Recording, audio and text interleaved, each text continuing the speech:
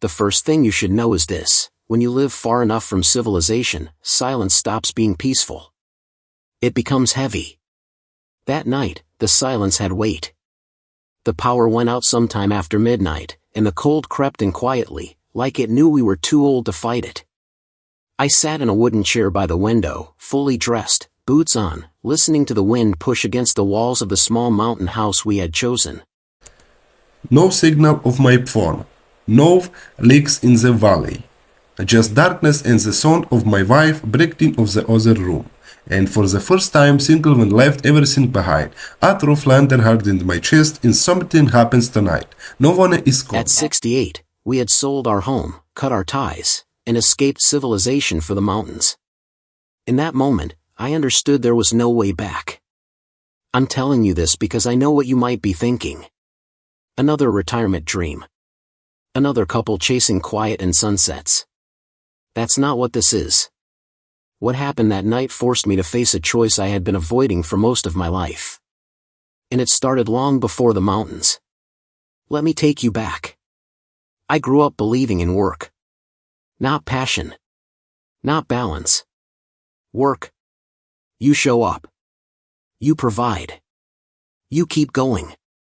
I did that for over 40 years. Long hours. Commutes that stole mornings and evenings. I was good at it, too. We paid off the house. We raised 2 kids who turned out fine.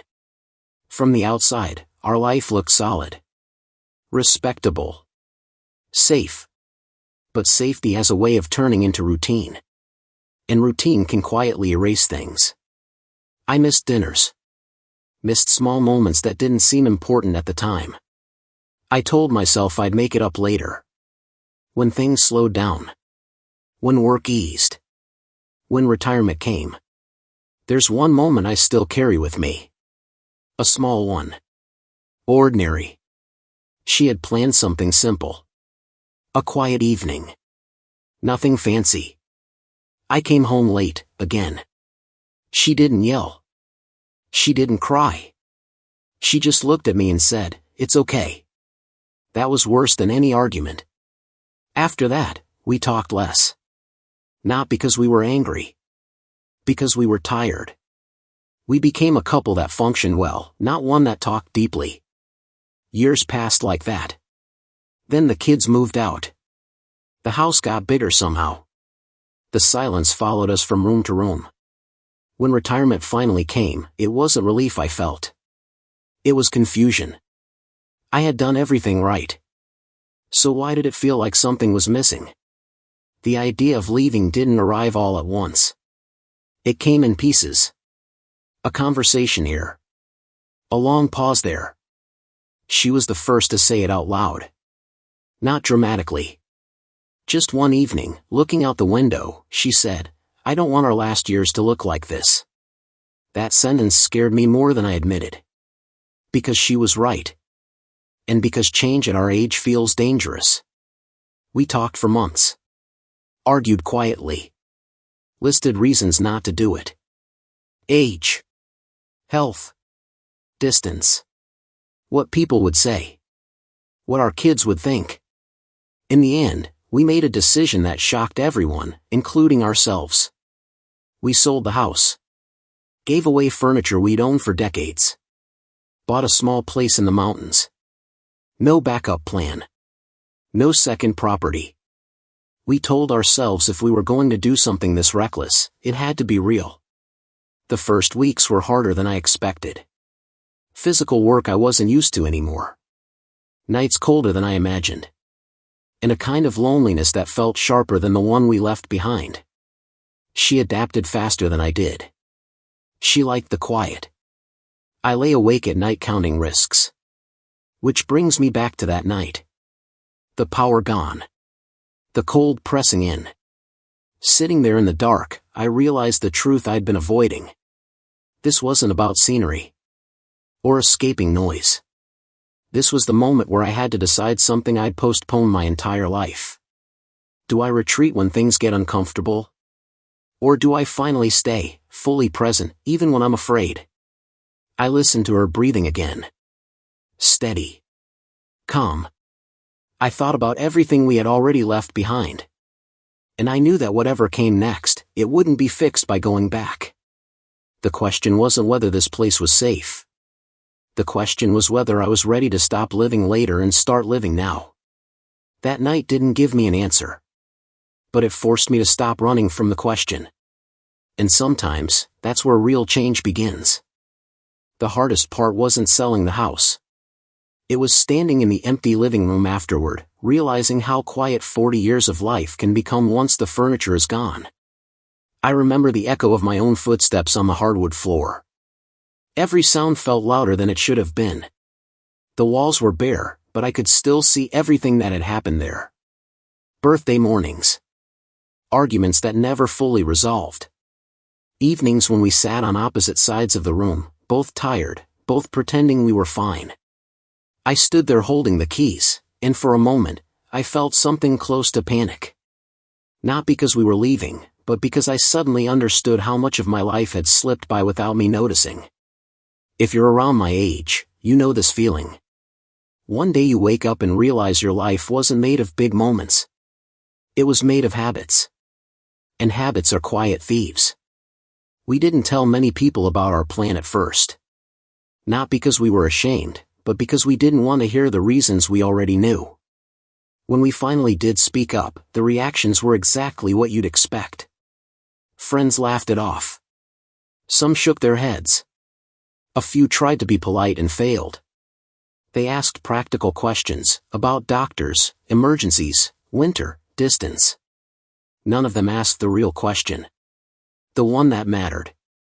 Were we doing this to move forward, or were we running away? Our kids took it the hardest.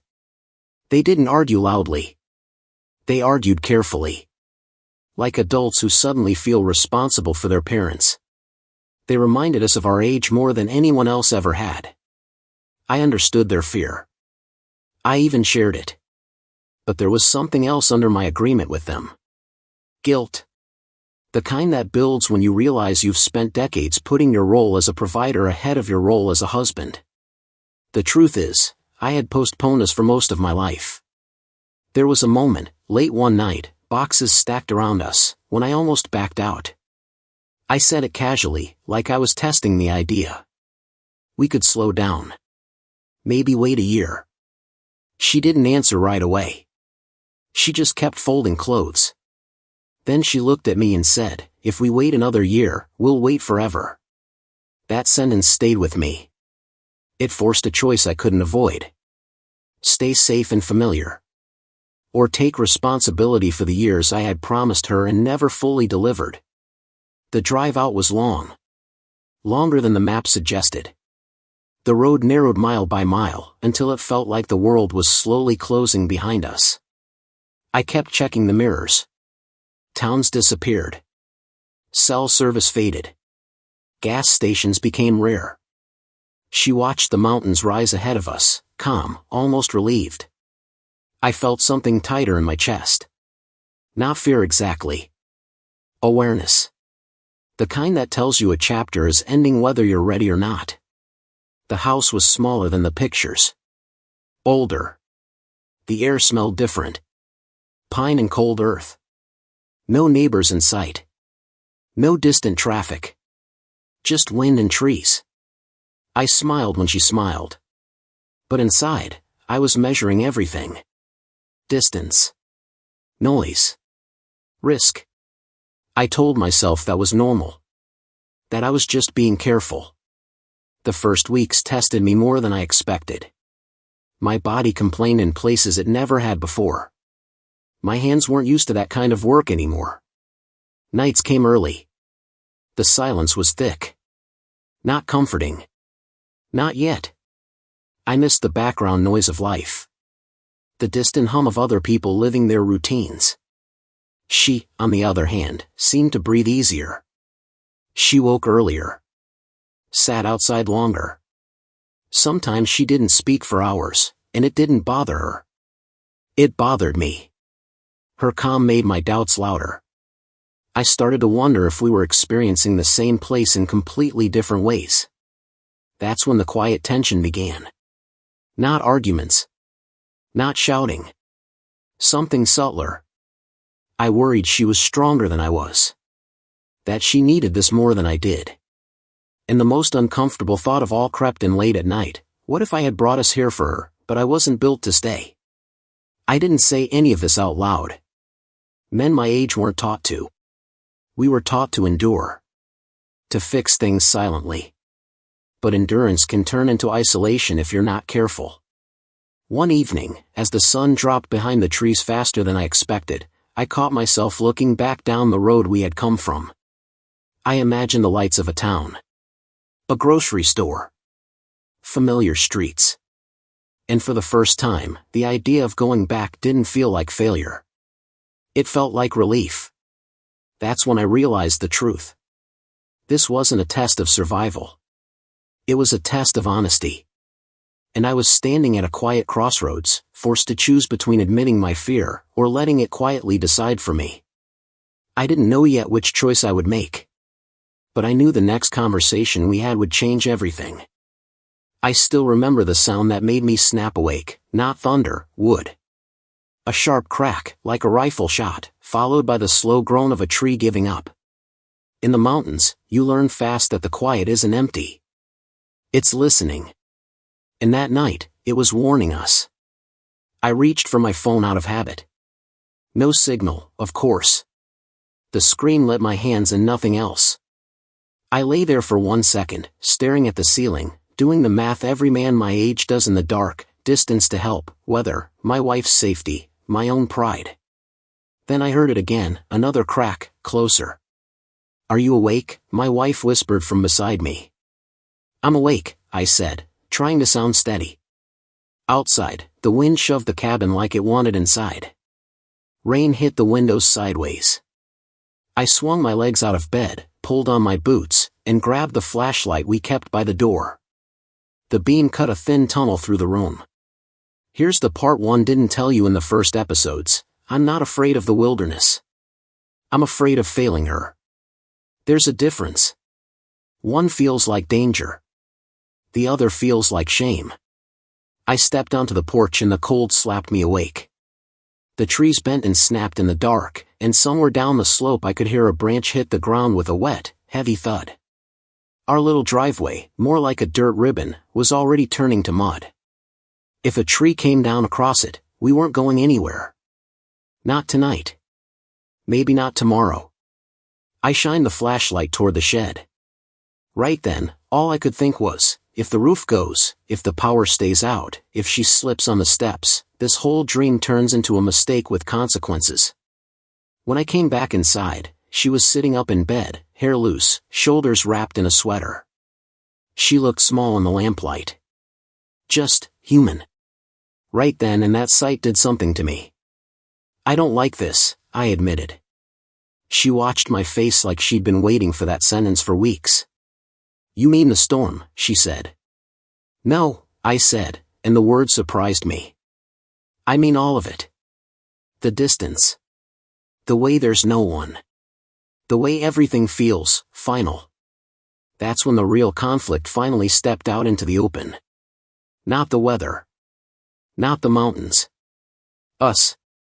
She didn't raise her voice. She never needed to. She just asked, "Do you want to go back?" There it was. The question that had been living in my throat. I sat on the edge of the bed and rubbed my hands together, like friction could make a decision. "Sometimes," I said. "I think about it. Town lights. A store. A doctor 10 minutes away. Our old street." "And what do you feel?" she asked. Relief came to mind first. I hated that it did. "Relief," I admitted. She nodded slowly, like she'd expected that answer. "And then," she said. "And then I feel like I failed," I said. "Like I promised you a life and delivered a schedule. Like this, coming here, was my last chance to make it right, and I'm already trying to run." That was the moment I realized something important about marriage in your late 60s. It's not held together by romance. It's held together by the courage to tell the truth when it would be easier to stay polite. She took a breath and looked past me toward the window. The rain hissed on the glass. I'm not here because I wanted a postcard, she said. I'm here because I was tired of waiting for you to be with me. That sentence hit harder than the wind outside. You were with me, I started. I was next to you, she corrected, gently. That's different. I could have gotten defensive. That was my old habit. Protect my ego, protect the story I told myself. I worked hard, I provided, I did my part. But out here, with the storm shaking the walls, those excuses sounded thin. So I made a different choice. I asked the question I'd avoided for years. Were you lonely? I said. Her eyes didn't turn dramatic. They didn't need to. She just said, yes. And I hated myself for feeling that way, because you weren't a bad man. You were just gone. Even when you were home. I stared at the floorboards. I could see our life like a timeline, my briefcase by the door, dinner plates cleared in silence, weekend errands instead of conversations, vacations spent recovering instead of connecting. None of it was cruel. That was the problem. It was all reasonable. And it still stole us. Outside, another branch fell. The cabin shuddered. I stood up and walked to the window. My reflection looked older than I felt. We could leave, I said, half to her, half to myself. When the road clears. We could find a smaller place closer to town. We could tell the kids you were right. She came up behind me, close enough that I felt warmth at my back, but she didn't touch me. She didn't have to. If you want to leave because you're scared, she said, say that. Don't dress it up as practicality. My throat tightened. That's what good partners do, you know. They don't let you lie in a nicer suit. I turned to face her. I am scared, I said. Not of dying out here. Of you getting hurt and me not being able to help. Of being the reason your last years are harder than they should be. Her face softened. My last years were already hard, she said. Not because of the mountains. Because we kept living for everyone else. The storm kept pounding. The power flickered once, then steadied. In that tiny glow, I saw the choice in front of me as clear as a road sign. Option 1, go back, keep things safe, keep my fear quiet, and let the old pattern win, polite distance, shared routines, no real risk. Option 2, stay, not because it's romantic, but because it forces me to finally show up. Fully. Even when it's uncomfortable. Especially then. I wish I could tell you I chose instantly. I didn't. I stood there with my hands on the window frame, listening to the wind, feeling the weight of years. Then she said something so simple it broke me open. I didn't come here to be rescued, she whispered. I came here to be met. Met. Not managed. Not provided for. Met. The next morning, the storm left us a gift and a threat. A tree had fallen across the driveway. Not through the roof. Not onto the house. Just enough to block the only way out. I stared at it, chainsaw in my hands, mud up to my ankles, and I understood what the mountain was asking. Not, can you survive? But, will you stay, when leaving would be easier? And as I pulled the cord and the saw roared to life, I realized the road wasn't the only thing that could be cleared. The distance between us could be, too. I didn't expect a tree to become our teacher. It lay across the driveway like a final word, thick trunk, soaked bark, branches tangled into the mud. No dramatic danger anymore, just an inconvenient truth, we weren't leaving today. I stood there with the chainsaw in my hands, staring at it, and I felt something I hadn't felt in a long time, pressure. Not the kind from work deadlines. The kind that comes when life removes your escape route and says, now deal with what you've been avoiding. If you've been married a long time, you know what I mean. You can live side by side for decades and still keep a part of yourself packed and ready to go. An argument? Go silent. A hard feeling? Go busy. A fear? Call it practical. In the city, you can hide behind noise. Out here, there's nowhere for it to go. The first cut of the saw bit into the trunk and threw wet chips at my boots. The engine growled, and the smell of fuel mixed with pine. It should have felt satisfying, man versus obstacle. But my hands were shaking, not from effort. From the conversation the night before. From her word, met. I shut the saw off and listened. No traffic. No distant voices. Just birds testing the morning like they weren't sure the storm had truly left. I realized I had a choice to make that wasn't about wood. I could clear the tree fast, get the road open, and put civilization back within reach. That would calm my nerves. It would also put temptation right back on the table. Let's just drive into town for a few days. Let's stay somewhere warm. Let's think this over. Or I could slow down. Stay blocked on purpose for a while. Let this place force us into the honest kind of quiet. That scared me more than the storm did. My wife came out with 2 mugs of coffee, both hands wrapped around hers. She didn't say, "Be careful." She didn't say, "Hurry up." She just stood beside me and looked at the tree as if it were a stubborn old neighbor. "You okay?" she asked. I wanted to give her the old answer. The safe answer. "I'm fine. I've got it." Instead, I said, "I'm still deciding." "About the tree?" she asked, and there was a little smile in it. "About us," I admitted. She didn't react like it was a threat. She nodded like it was overdue. We sat on the porch steps with the coffee between our palms, the air cold enough to make the steam look alive. I watched her face in the morning light, lines I'd earned the right to know, and yet I had treated them like background for years. I thought about the man I used to be, always moving, always solving, always chasing the next responsible thing. And I heard myself say something I hadn't planned. "I don't know how to do this part," I said. She tilted her head. "What part?" "The part where I'm not needed for a paycheck," I said. "The part where I have to be here without hiding behind being useful." That's a hard thing for a man to confess. Especially to the woman who's already carried you through the years you didn't notice you were being carried. She looked down at her mug, then back at me. "I never needed you for a paycheck," she said. "I needed you for the small moments. The ones you kept giving to everyone else." That could have turned into blame.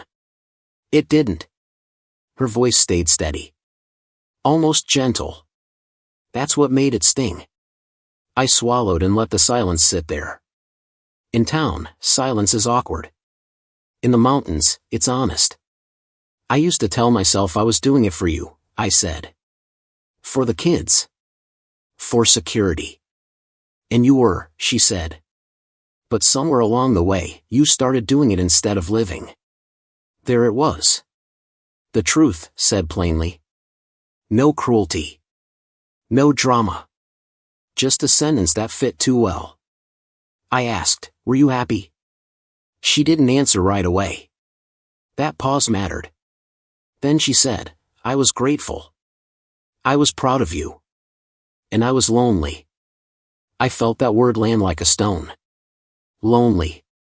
Not abandoned. Not mistreated. Just alone inside a life we built together. My instinct was to defend myself. To list sacrifices. To point at the house, the college tuition, the years I never took a sick day. That instinct rose up like a reflex. And then I made a different choice. I said, "I'm sorry I made you feel that way." It sounds simple, but for me it felt like stepping off a cliff. Because an apology like that isn't about one moment. It's about an entire pattern. Her eyes softened, but she didn't rush to comfort me. She let the apology have weight. She let it be real. Then she surprised me. She reached into her sweater pocket and pulled out a folded piece of paper. Old, creased, handled. "I found this when we packed," she said. It was in the back of a drawer. She handed it to me. It was a note. My handwriting. A few lines on a scrap of paper, from years ago. I barely remembered writing it. A day I'd left early, when the kids were small, when we'd had a rare morning together. I'd written, "Tonight is ours. Don't let me forget." My throat tightened. Because I had forgotten. over and over. I kept it, she said quietly. Because it proved you were in there. Somewhere. Even when work swallowed you. I stared at that note until the letters blurred. You can live a whole life and never realize you've been asking your wife to be patient with your absence. The tree was still there. The road still blocked. The world still far away. And suddenly I understood what this season of our marriage was really about. Not surviving the wilderness. Surviving honesty. I stood up, went down the steps, and pulled the chainsaw cord again. The engine caught. The sound filled the valley. But I didn't attack the tree like an enemy. I worked slowly, deliberately. I stopped often. I drank water. I listened to my body. I looked back at her on the porch. I let her see me trying, not to prove strength, but to practice presence. By late afternoon, the trunk was cut into manageable pieces. The road was open again. I wiped my hands on my jeans and walked back to her. She studied my face like she could tell what I'd decided before I said it. The road's clear, I told her. And, she asked. I took a breath. Here was the choice, plain and sharp. We can drive into town, I said. Get warm. Get supplies. Make everybody feel better. She waited. Didn't push. Didn't plead. I looked at the cabin behind us, then at the mountains, then at the notes still folded in my pocket. And we can also stay, I said. Not because we have to. Because I want to learn how to be here with you. Her eyes didn't fill with tears. This wasn't a movie. She just nodded once, like a door had finally closed quietly and correctly. That night, the sky cleared. Stars came out so bright they looked unreal. We sat on the porch without talking much, listening to the small sounds of the cabin settling. And here's what I didn't expect, even with the road open again, I felt more committed than ever. Because the real escape route wasn't the driveway. It was my old habit of leaving, without moving an inch. The call came on a Tuesday morning, and it nearly undid everything we'd rebuilt. Not because it was bad news, because it was familiar news. City news. The kind that pulls you back into old patterns before you even realize your feet are moving. My phone barely works out here. Most days it's just a clock and a camera. But that morning a single bar showed up, like a fluke, and then the screen lit with our daughter's name.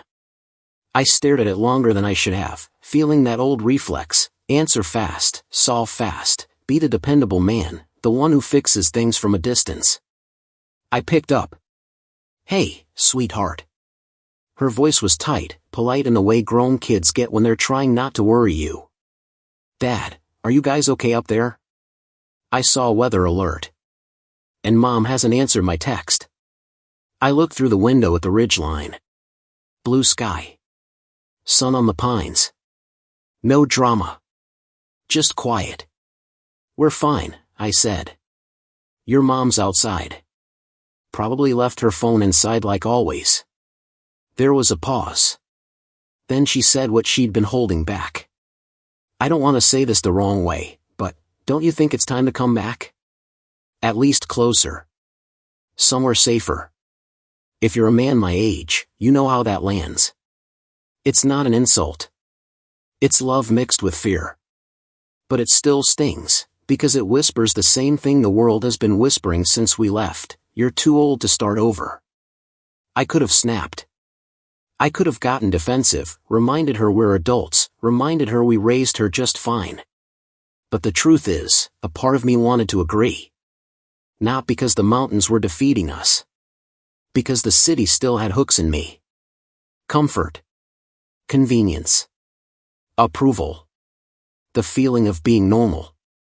I told her I'd call back later, then I set the phone down and stepped outside. My wife was at the edge of the clearing, hanging laundry on a line we strung between two posts. Nothing glamorous, just shirts and towels moving gently in the breeze. Her hands were steady, her face calm, like she belonged to the day.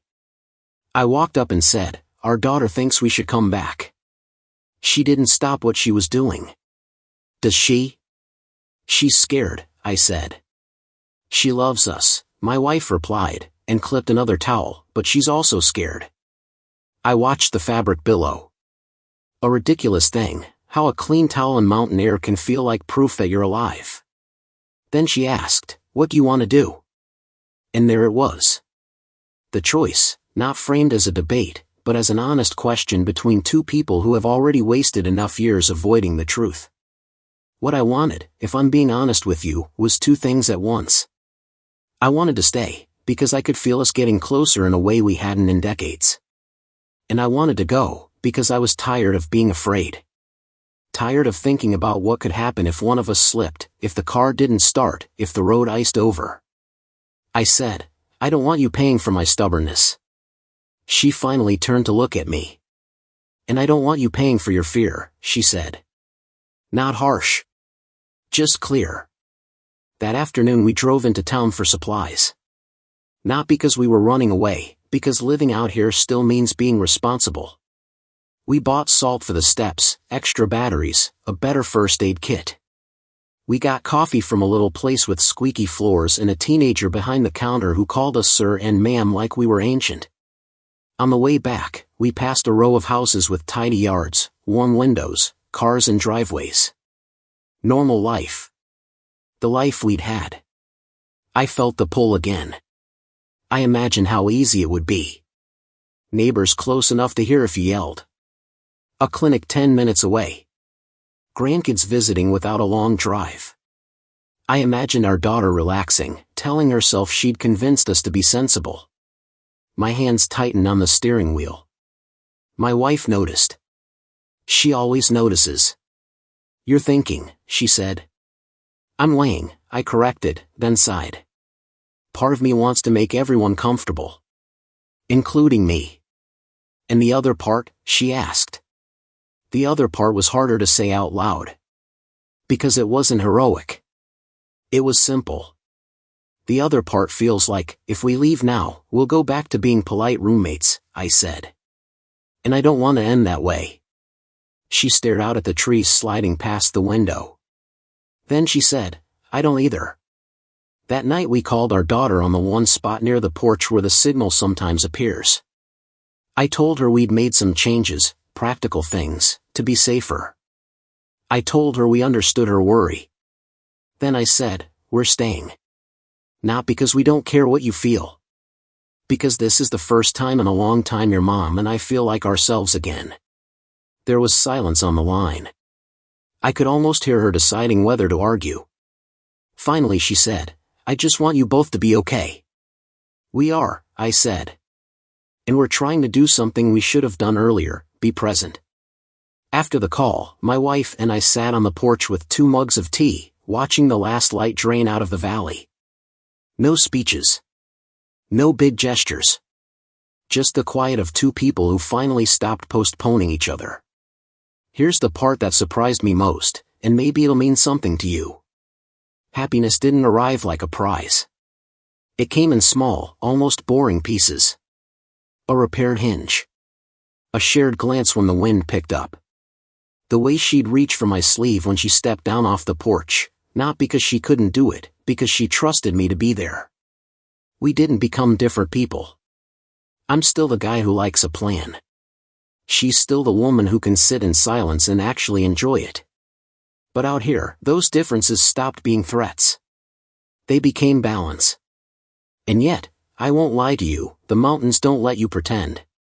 Every season asks a new question. Every storm reminds you you're not in control. A few weeks after that call, another weather front rolled in, nothing as violent as before, but enough to shut the world down for a day. We lost power again. I felt that old spike of fear climb my spine. My first instinct was to rush, to fix, to prove I could handle it. Then I looked at my wife. She was lighting a lantern on the table, calm as ever. She looked up and said, "Hey. Come sit. We're okay." I sat. My hands stopped shaking. And in that simple moment, I realized what our real escape had been. Not from civilization. From the idea that life starts later.